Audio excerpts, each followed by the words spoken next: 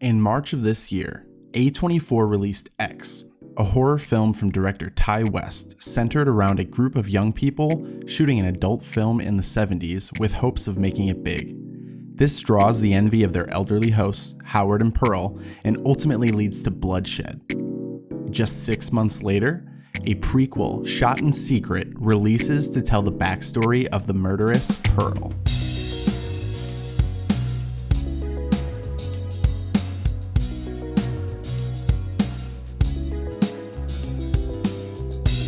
Hi everyone, my name's TJ, and welcome to the very first Waiting in the Sky movie review of Season 3.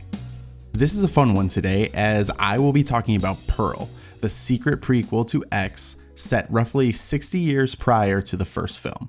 A couple things as we get into this. One, if you're listening, I have to assume you're at least familiar with the plot of X. If you're not, I highly recommend checking it out, as a lot of Pearl really does call back to X in references and foreshadowing. 2, this isn't really a film I can craft an entertaining episode about without any kind of spoilers, so what we'll do is this. I'll go into my full spoiler review of the film and wrap up with a non-spoiler summary at the end. If you don't want to be spoiled, all you'll need to do is skip ahead to the timestamp provided in the podcast description for audio listeners and appearing on screen for the YouTube audience right now.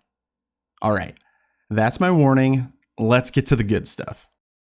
First things first, I want to talk about the setting and presentation of this film.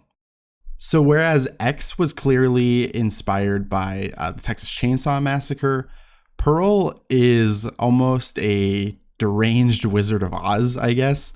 It's very interesting. It's very bright and vibrant. The Technicolor approach that they've gone with here really makes it feel unique and distinct in not only in horror movies, but also distinct from X. It's just such a different approach to it. And I think that was a really good decision. It really pays off over the runtime of this film, in my opinion. I'm very excited to watch X again and compare just that presentation style because it feels so different, but it very clearly takes place within this same world that Ty West had established in the first movie. The time period serves to kind of give World War I some very minor plot significance, I guess. But what's more interesting is it's also taking place during the influenza pandemic that Ty West was clearly inspired to write about from his personal experiences during quarantine and isolation during the modern day pandemic. So very interesting to watch this now in 2022, where we're not obviously out of the woods completely, but things are much more different than they were in 2020, which I believe was the time that Ty West was writing both of these movies. But I also have to say, I think this was a great decision by West to keep the Texas farmhouse setting, especially because of the way that it is just in such striking contrast to its depiction in X. And it very much parallels the character of Pearl herself. The house becomes more rundown, decrepit, and it's just entirely a shell of its former glory when we look back at it in this movie. And I think that is very clearly intentional to show just the age, the weathering that has occurred to the house and has occurred to Pearl and Howard, I guess, as well. So right off the bat, we are introduced to Pearl immediately as she goes about her chores on the farm. This leads to her rather savagely impaling a goose on her pitchfork, which she then happily feeds to an alligator in what is some pretty obvious foreshadowing. I mean, it wasn't the first thought I had when I saw it. My first thought was, holy crap, she just stabbed that goose and then fed it to an alligator. The second thought was, that's some pretty obvious foreshadowing. And it does clearly pay off later on. But as we know from X, Pearl sees her younger days, a younger version of herself in the character of Maxine. So she's got a belief that she's special and she's destined for more than the simple life she leads, which was kind of the dominant character trait of Maxine in X that we are now seeing in the younger version of Pearl here. Whereas Maxine is hoping that participating in adult films and being on screen in kind of any way possible is going to be her ticket to fame. Pearl is really interested in becoming a dancer. She makes a comment that all of the best dancers end up in the movies, and so she's going to the movies to see the dancers, not to see any type of other film. She wants to see these dancers. So dancing and becoming a dancer and becoming famous as a dancer is sort of her, pipe dream, the stars in her eyes. We meet Pearl's mother. She's clearly of German descent. She's speaking the German language a lot. And unsurprisingly, she's very wary of others' intentions amidst World War I, even though they are in America. But she's shown to be a hard worker. She keeps her head down and does what she sees as sort of her familial duties. To take care of Pearl and also take care of Pearl's father, who we learn has been paralyzed seemingly as a result of the influenza virus, I believe is how they set that up. I may have missed something, but I believe that's kind of what they are hinting at, is that there was some sort of illness, at least. Maybe it's not the actual influenza virus of that pandemic, but it's some sort of illness that has afflicted him. And so he is paralyzed. He is fully dependent on his family to take care of him. At this point, he is in a wheelchair, and so he's requiring their assistance to move around, to eat, and everything, his medications, all of that. Pearl's central conflict comes from the idea that she is being repressed and held back in just numerous ways at a time of her life where she is arguably at the peak of her youthful exuberance, or at least should be. Her mother scolds and guilt trips her for not focusing on helping around the house and helping out at home with her responsibilities, specifically her responsibilities for caring for her ill father. I found this to be really interesting in the way that we see this older version of Pearl in X is reliant on Howard to take care of her. And I think you can kind of draw the comparison, or, I at least connected the dots to say that Pearl is taking care of her father, and she's thinking the entire time, like, I do not ever want to end up like this. And of course, we know, having seen the future version of her, that she is destined to essentially live that type of life and be fully dependent on another person when she's lost the vibrancy of her health, essentially. On top of that, she's physically isolated on their farm, away from the city and sort of civilization. There are isolation and quarantine practices at the time. Again, this was clearly inspired by what was going on when this was being written, as well as, the time period as well. It's not like it was totally made up, but those types of practices were limiting her opportunities to engage with the outside world. It was another thing that was keeping her much more to herself and to her family and to the farm, which she did not want to be stuck at. And then finally, her husband, Howard, who we know from X, is not a big part of this movie because he is overseas fighting in the war. And this is interesting because they sort of frame Howard, at least in Pearl's opinion, as someone who could potentially resolve many of these issues just through his presence. But he's not there. And so this is really heightening everything that she's experiencing and making it worse, making it compound in her own mind and much more difficult. This leaves Pearl not only alone, but also shackled by her marriage vows as well. So she obviously is married to Howard at this point, but he's not there. So this is further repressing her sexually, which we know to be a major theme of X. And this is definitely reinforced later on in like a very heavy-handed way as Pearl mounts a scarecrow early in the film in what's an obvious sort of sexual fantasy.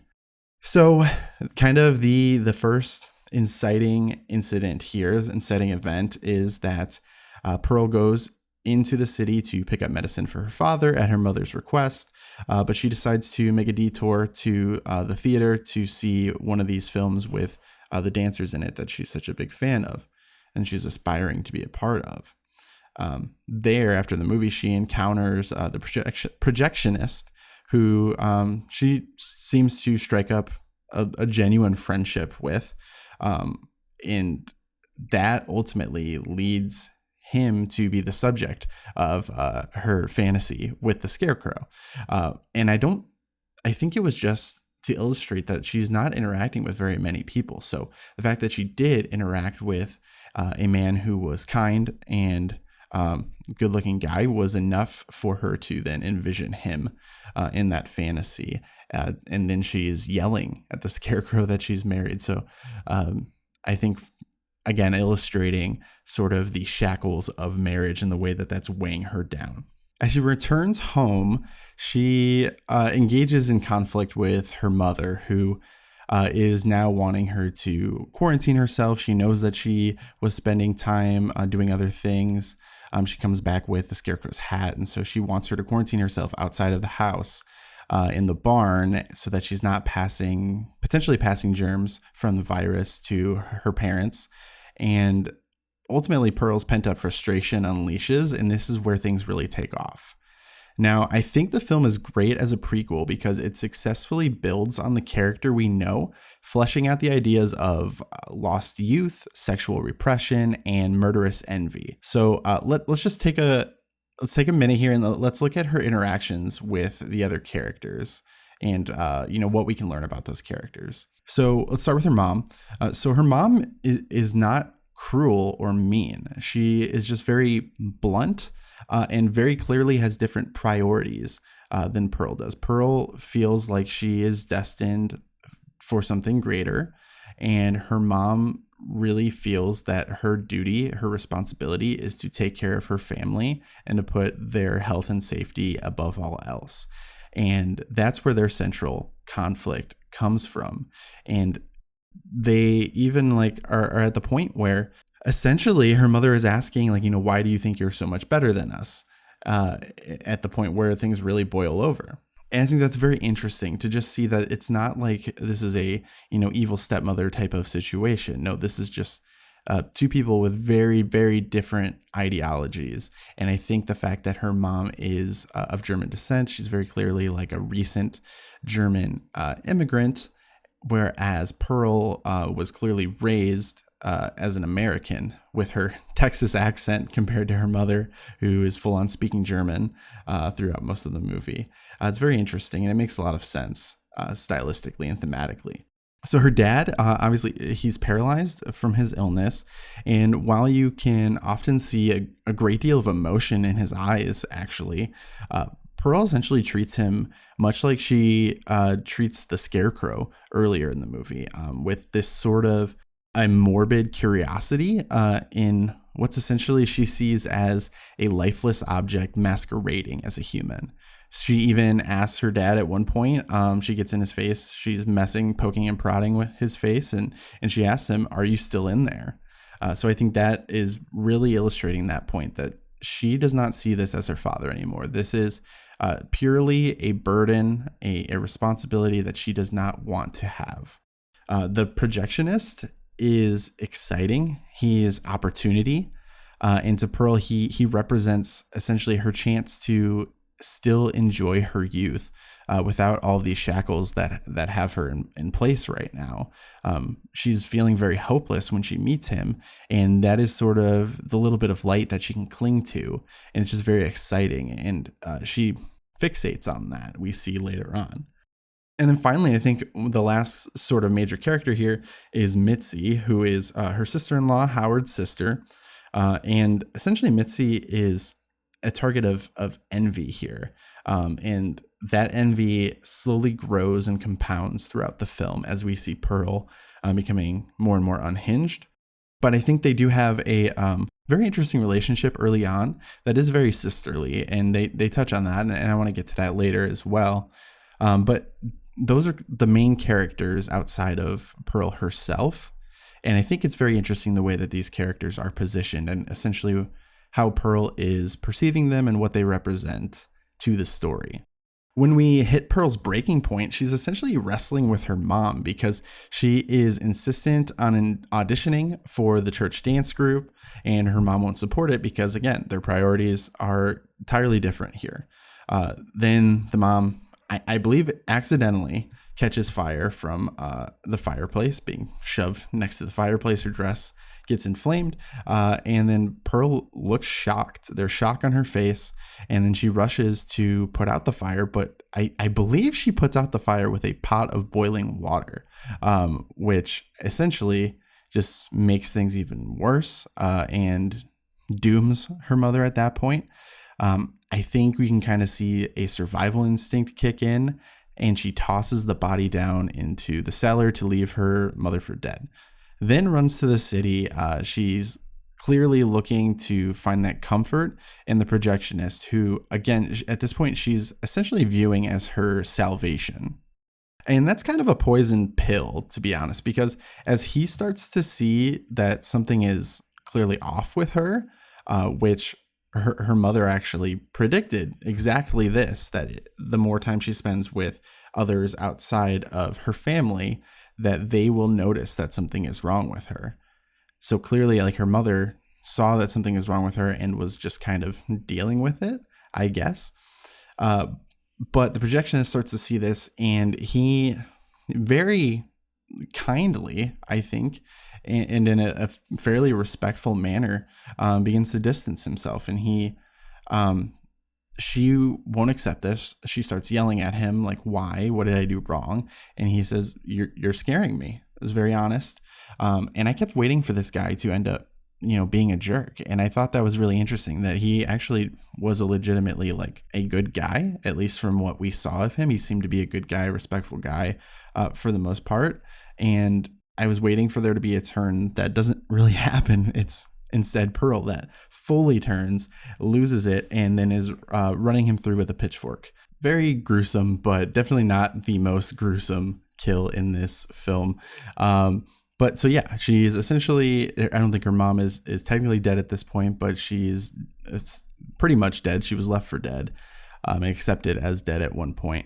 And then now the projectionist is dead, and she's losing it, totally losing it. That was her one hope that she could hold on to, and it was taken away from her. And so she said, screw it, and killed him. Her father is now purely just an anchor that she is chained to.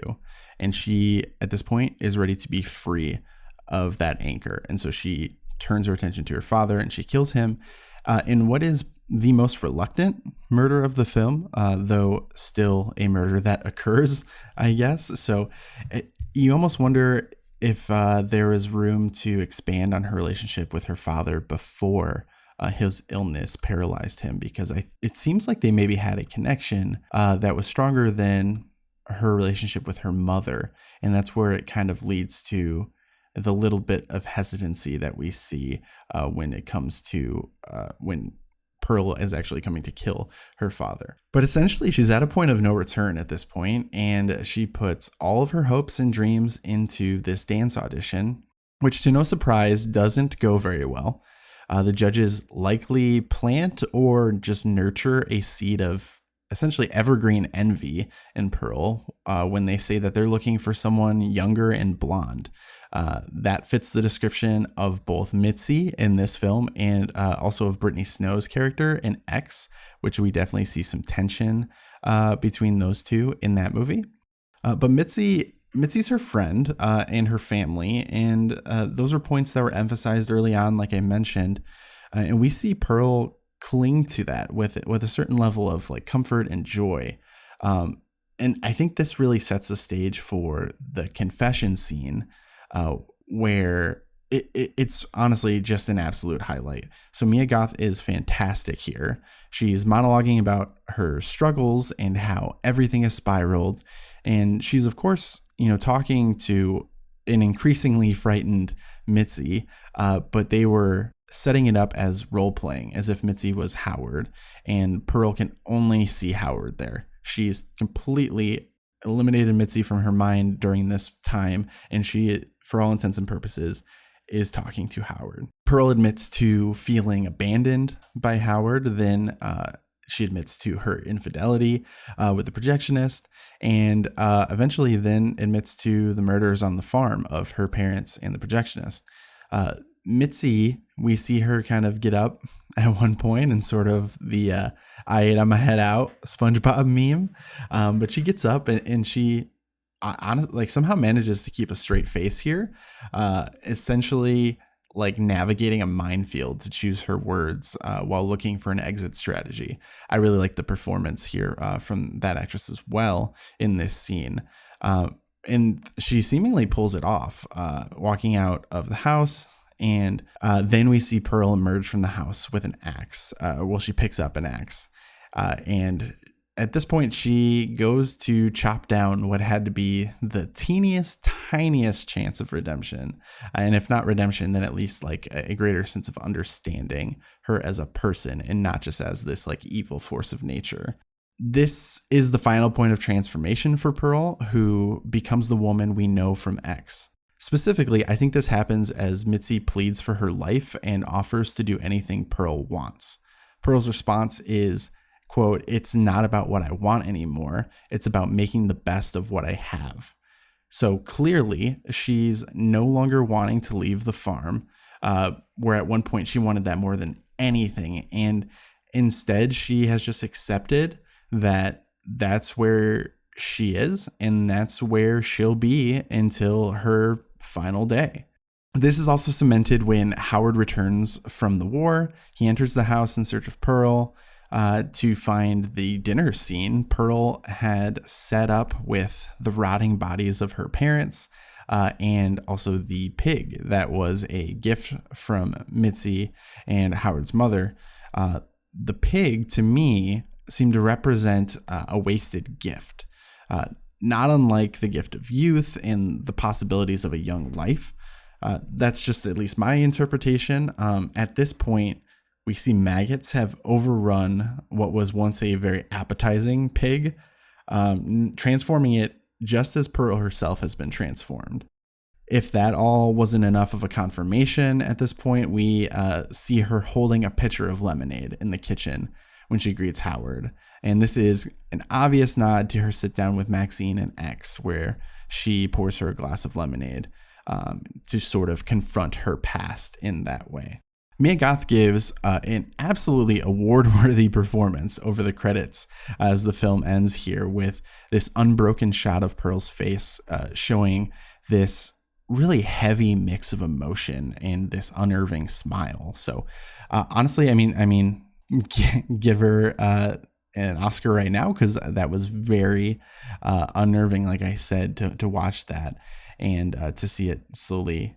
It just goes on for a while, and it makes you very uncomfortable. And I think that leads directly into what the character has become. I think it was a very well-crafted way of ending the movie.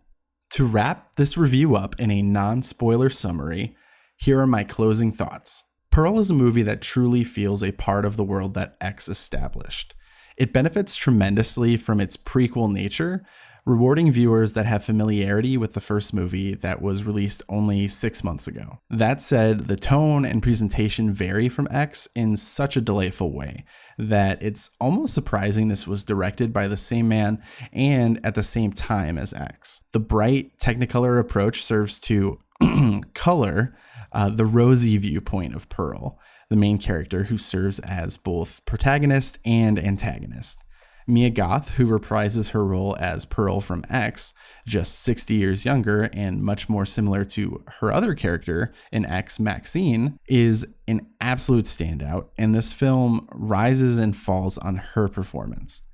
If you are someone who enjoyed the unique, fresh approach that Ty West took in X, I suspect you'll find some value in Pearl and have a greater understanding of the titular character and the horror that she's destined to bring to the world. I had a really good time with this movie, though I will say it does rely a bit on the depiction of the character in X. And if anything, I think that is probably the most significant thing that does hold it back as its own individual experience. If you are a fan of what Ty West has built here, I have good news. West and A24 have announced a third film seemingly taking place in 1980s Los Angeles that will see Mia Goth return yet again, this time as Maxine. And with that, I'll wrap up this review. If you're new here, I aim to release a movie, show, or game review every week, usually between Friday and Monday. Next up is the Cobra Kai Season 5 review in just a few days. If you haven't gotten a chance to check out the Season 3 premiere of the main Waiting in the Sky show, I highly recommend it, as I had an absolute blast unraveling a hypothetical All-Valley tournament to determine the best fighter in the Cobra Kai Karate Kid Miyagi-verse with Jenny and Colin of the Are You Karate Kidding Me podcast. Episode 302 will have me breaking down the Nintendo, Sony, and Ubisoft announcements of this past week with some familiar voices. I'm super excited about that. And that one's going to be releasing on Thursday the 22nd. And of course, for the YouTube audience, this month's Pokemon Challenge video will drop on Saturday the 24th. I've got lots in store for Season 3 of Waiting in the Sky. Thank you so much for being here with me, and I hope you'll stick around for more.